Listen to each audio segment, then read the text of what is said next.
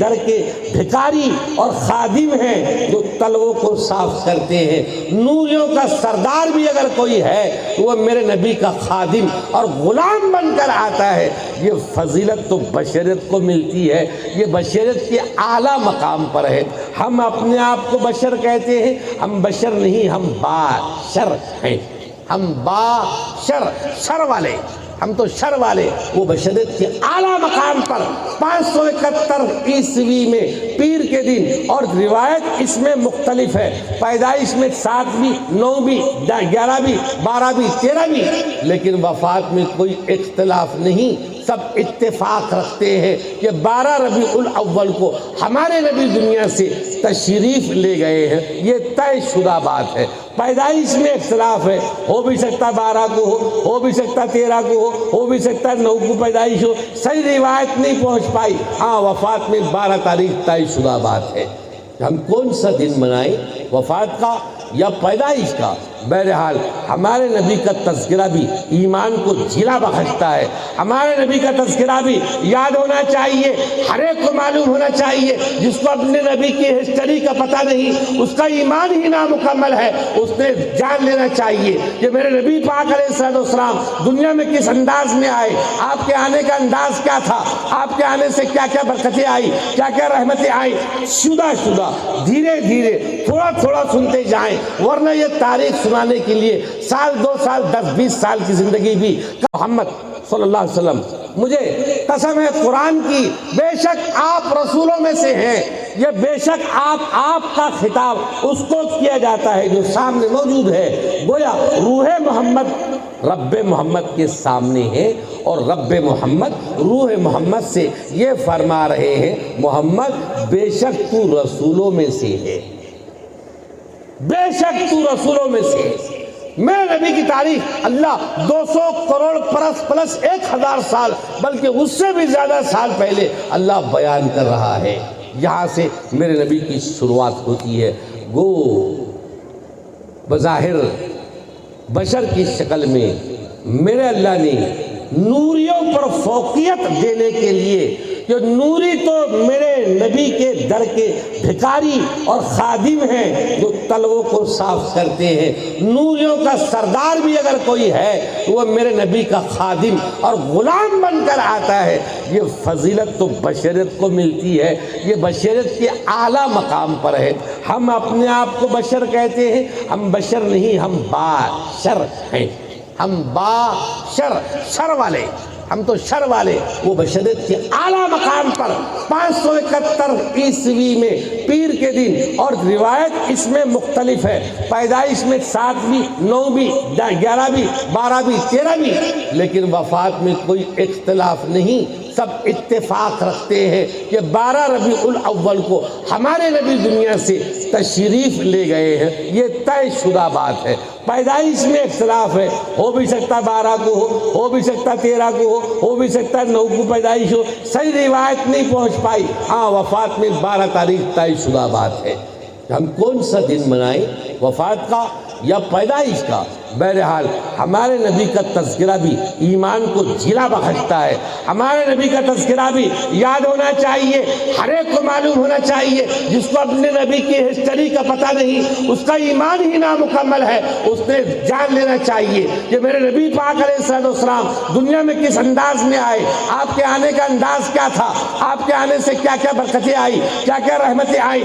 شدہ دھیرے دھیرے تھوڑا تھوڑا سنتے جائیں، ورنہ یہ تاریخ سنانے کے لیے 1 2 سال 10 20 سال کی زندگی بھی کافی نہیں ہوتی۔ چہ جائے کہ ایک رات اور ایک رات کا تھوڑا حصہ اور گھنٹے 1.5 گھنٹے میں آپ کو کیا تاریخ سنائی جائے۔ نبی کی تاریخ صبح سے لے کر شام تک، آپ کا بچپن، آپ کا لڑکپن، آپ کی جوانی، آپ کا بڑھاپا، آپ کے کارنامے، آپ کی معاشرت، آپ کے معاملات، آپ کا ایمانیات، آپ کی زندگی، آپ کے شعبہ زندگی، ایک ایک چیز پر اگر نظر کی جائے اور ایک ایک شعبے میں سے ایک ایک باب، ایک ایک فصل الگ الگ تیار کی جائے تو کئی راتیں بسر ہو جائے گی، کئی دن نکل جائیں گے، کئی برس گزر جائیں گے، نبی کی سیرت مکمل نہ ہو نہیں پائے گی۔ اس لیے میں آپ کو شدہ سنا رہا ہوں۔ میرے نبی علیہ السلام 571 عیسوی میں، یہ ایمان کو جلا بخشنے والی چیز ہے۔ ہمارے نبی کن حالات میں تشریف لائے، جب حالات اتنے خطرناک تھے، لوگ پڑے ہوئے خون کو چاٹ لیا کرتے تھے، پرانی شراب پر رشتے ناطے طے کرتے تھے، کمزور پر کمر کسی جاتی تھی، ظالم مظلوم پر ظلم ڈھاتا تھا، عورتوں کو منڈیوں بازاروں میں لا کر بیچ دیا جاتا تھا، بچیوں سے جینے کے حق چھین لیے گئے تھے، زندہ زمین میں دفن کیا جاتا تھا، ان کی کوئی اوقات نہیں تھی، جینے کا حق نہیں ملتا تھا، سال 2 سال 3 سال جینے لیا، پھر باپ اپنے ہاتھوں سے زندہ قبر میں گاڑ دیا کرتا تھا، نہ آنکھ میں آنسو، نہ پیشانی پر سلوٹ، نہ کبھی سینے میں غم سوار ہوتا، بلکہ ساتھیوں یار دوستوں میں بطور فخر کے کہتا تھا، مجھے دیکھو میں نے اپنے ہاتھ سے 2 بیٹیوں کو گلا گھونٹ کر زمین میں دبایا ہے، کوئی کہتا مجھے دیکھو میں نے 3 کو دفن کیا ہے، کوئی کہتا مجھ سے بڑا لے کر آؤ، میں 4 بیٹیوں کو زمین میں دفن کر چکا ہوں، جینے کے حق چھین لیے گئے تھے، کوئی ان کا مالک نہیں، یا کسی کی رعایا نہیں، کوئی مشعل راہ لے کر چلنے والا نہیں، کوئی ہدایت کی زو پھیلانے والا نہیں، کوئی ہدایت کی روشنی چلانے والا نہیں۔ 570 سال گزر گئے عیسیٰ علیہ السلام کو دنیا سے اٹھائے ہوئے، ورنہ ایک نبی جاتا، دوسرا نبی آتا، وہ نبی گیا کہ تیسرا نبی آتا، وہ نبی گیا کہ چوتھا نبی آتا، کوئی نبی ایک ملک کے لیے، کوئی صوبے کے لیے، کوئی ضلع کے لیے، کوئی گاؤں کے لیے، کوئی خاندان کے لیے، بعض مرتبہ ایک خاندان میں 2 نبی آ گئے، اتنا لمبا ایسا بڑا سلسلہ جاری تھا، جہاں قوم بھٹکتی رسول اور نبی آ کر ان کی رہبری کرتے، مگر یہ زمانہ 570 سال گزر گئے، کوئی نبی اس میں آیا نہیں۔ اس زمانے کو زمانہ فترت کہتے ہیں، اس زمانے کو زمانہ فترت کہتے ہیں، جس میں کوئی نبی نہیں آیا۔ 570 سال گزر گئے اور خوشخبریاں سنائی گئی، ساری کتابوں میں نشانیاں بتائی گئی، یہودیوں کی کتابوں میں، توریت میں، انجیل میں، زبور میں، صحائف ابراہیم، صحائف موسیٰ، صحائف آدم یا پھر الواح میں، اور یحییٰ علیہ السلام کی کتاب میں، اور تمام کتابوں میں تذکرے بھرے پڑے ہیں میرے نبی کی، وہ آئے گا، ان کی علامات یہ ہوں گی، ان کی نشانیاں یہ ہوں گی، چہرہ مہرہ ایسا ہوگا، ان کی عادات ایسی ہوں گی، ان کے اخلاق ایسے ہوں گے، ان کے کردار ایسے ہوں گے، یہ ساری چیزیں سنایا بیان کی گئی تھی۔ حضرت آمنہ کو بھی خوشخبریاں سنائی جا رہی تھی۔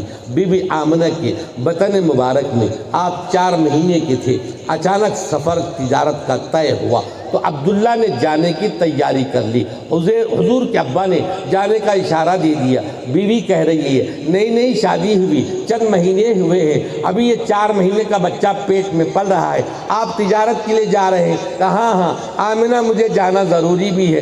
آمنہ نے ہر ترتیب اختیار کی کہ رک جائیں، مگر عبداللہ کو نہ رکنا تھا، وہ نہ رکے۔ انہوں نے آخری بات کہی، دیکھو آمنہ میں جا رہا ہوں تجارتی قافلے کے ساتھ، جب واپس آؤں گا تمہیں پتہ چلے گا کہ سرحد پر قافلہ آ گیا ہے، تم نے جلدی سے کپڑے تیار کرنا، گھر کو جھاڑو دینا، کھانا بنا لینا، پانی گرم رکھ دینا، دروازے پر آ کر میرا انتظار کرنا اور مجھے استقبال کرنا۔ جی ایسی باتیں چند ہوئی اور عبداللہ نکل گئے۔ وہاں جانے کے بعد چند دن سفر ہوا، واپس لوٹ رہے تھے، بخار سے آیا، بخار نے شدت اختیار کر لی۔ ملک شام سے قافلہ جب واپس آیا مدینے میں رکا۔ ہمارے نبی پاک علیہ السلام کا ننیال مدینے میں ہے، ددیال مکہ میں ہے، بی بی آمنہ مدینہ سے ہے، اور حضرت عبداللہ عبد المطلب کے لڑکے یہ مکہ سے ہے۔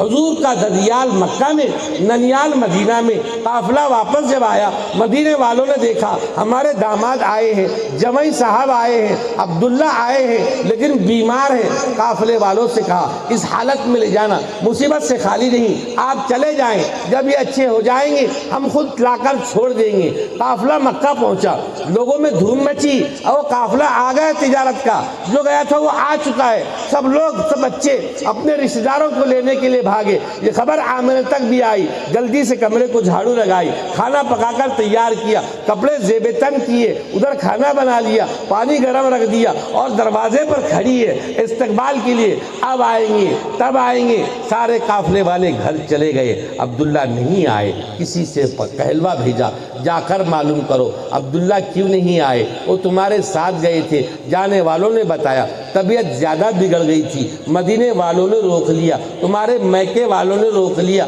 وہ اچھا ہونے کے بعد میں آ جائیں گے۔ پھر آمنہ کی کلفتیں بڑھتی گئی، انتظار بڑھتا رہا، آپ انتظار کر رہی ہے اب آئیں گے تب آئیں گے، لیکن وہ دن بھی آیا کہ عبداللہ کا وہیں انتقال ہوا، وہیں دفنایا گیا۔ اب خبر آ رہی ہے آمنہ عبداللہ تو نہیں آئے، ان کی موت کی خبر آئی ہے۔ آمنہ دل محسوس کر رہ گئی، رو رو کر رہ گئی کہ آج آنے کا وعدہ کیا تھا، انتظار کرنے کو کہا تھا، استقبال کے لیے دروازے میں کھڑے ہونے کو کہا تھا، مگر میں کھڑی رہی، وہ انتظار کے بعد بھی نہیں آئے، میں انتظار کرتی رہی، عبداللہ کو نہیں آنا تھا۔